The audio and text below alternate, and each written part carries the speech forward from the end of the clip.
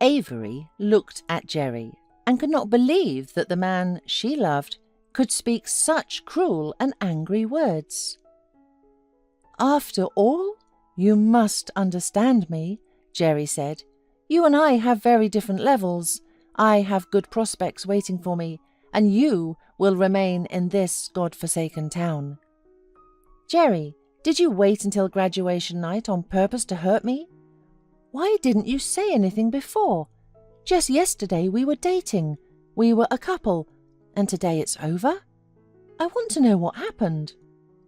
"I fell in love with someone else, and today she called and agreed to be with me," replied Jerry harshly. Then, with undisguised excitement, he began to tell Avery, frozen with resentment and pain, that he had finally met the most beautiful woman in the world. They met by chance in the park. It was the day Avery couldn't go with Jerry to the cinema. And now Jerry was going to move in with this beautiful Miranda in the city, where there were all possibilities for a normal life and prospects for career growth. "Jerry, I love you. We've been together for 4 years. Does she love you? Do you think she really needs you? I mean, she's rich and you're poor." "I love her, and you and I are breaking up. No offense, but you're too ordinary for me and boring. And let's just finish talking. I've made up my mind already." After these words, Avery could not stand it, gave Jerry a resounding slap, and ran away. Later her friend Tina found her crying on the shore of the lake. Tina sat down beside her, hugged Avery, and tried to calm her down. "No guy in the world is worth your tears. Believe me, your happiness is already looking for you and will find you soon. Let's go to school. We've waited so long for this graduation. And don't even look at Jerry anymore. Don't show him your weakness."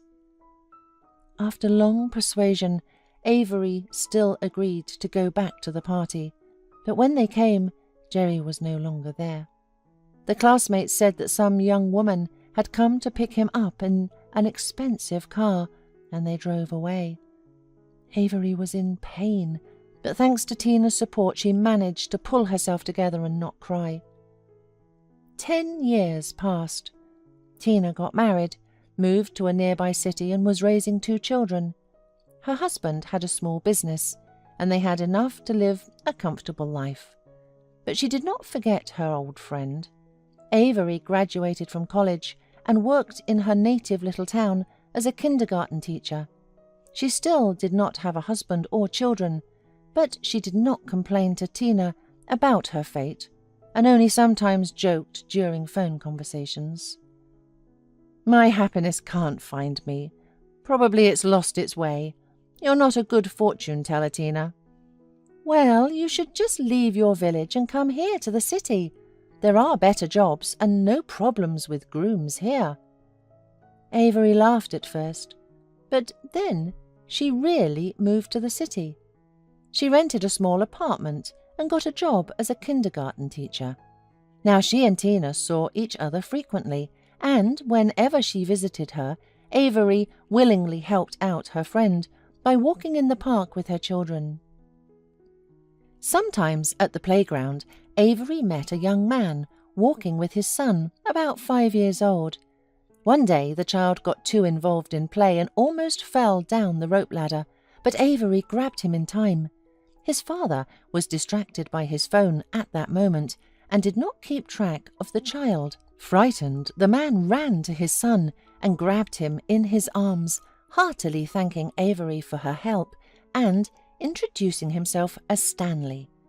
They talked for a short while, but soon the man thanked Avery again and left with his son, referring to his business.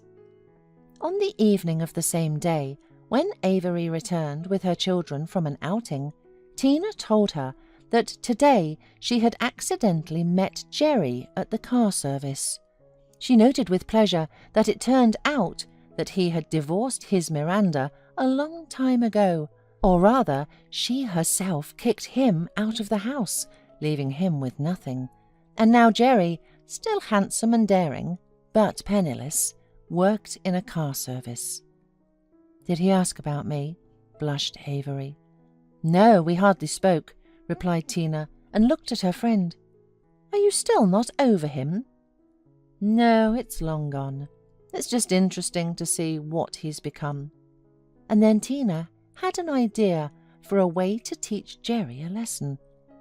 She lent Avery her most beautiful dress, and she, having done her hair in style and getting behind the wheel of Tina's expensive car, drove the next day to the car service where Jerry worked. When she saw her ex-boyfriend, Avery noted to herself that he really looked much better than before. But inside, Jerry had become even more insolent and cynical. When he saw Avery in all her glory, he looked at her appraisingly and said, "Wow, I did not expect to see you. And I see that you are doing great. You are even more beautiful. Nice dress, fancy car." "What have you been thinking? That I'd stay in the country for the rest of my life? No way." "Well, yes. And since you happen to be here now too, why don't we meet and remember our youth? Old love is never forgotten," he said, grinning defiantly. Avery was indignant because he didn't even ask if she was free. Throwing him a couple of caustic remarks, she caused only another smirk on his face. Tears came to her eyes from anger and resentment. She no longer understood why she had come here and what she expected. Could it be that he would throw himself at her feet and beg for forgiveness? He clearly had no intention of apologizing and seemed certain that she had come especially to see him. "So how about a date?" Jerry raised a beautifully arched eyebrow questioningly. "You didn't come to see me for nothing. Your car is working like clockwork. No problems with it. I can tell you that right away. And I saw Tina the other day. It seems that she told you about me. By the way, isn't that her car?" "I didn't come to see you," blurted out Avery, realizing that she was being silly. "Who else could it be?" Jerry laughed smugly. And then Avery heard someone call out to her. She turned around and saw Stanley. "Avery, how glad I am that you came to my car service. Is there something wrong with the car?" "No, Stanley. My friend asked me to show her car to a specialist." Stanley ordered Jerry to take care of the car immediately, and then he invited Avery into his office for coffee. The woman agreed with pleasure, and, after giving Jerry a contemptuous look, left with Stanley. In the office, over a cup of coffee, Stanley first of all asked her about her children, and learning she only helped her friend, he could not refrain and asked her if she was married. Avery said that she was not very lucky in relationships. Stanley also decided to be frank and told Avery his sad story. He met his wife immediately after the army. 6 months later, they got married and lived happily, with hope for a bright future. Stanley inherited 2 apartments from his aunt, one of which he sold and invested the money in the business. Business quickly picked up, and then the wife got pregnant. The pregnancy went hard, and after giving birth to their son, his wife died from a very rare complication. Stanley had been raising his son alone ever since. Avery's eyes filled with tears. She wanted to do something to help the man, but she did not know how.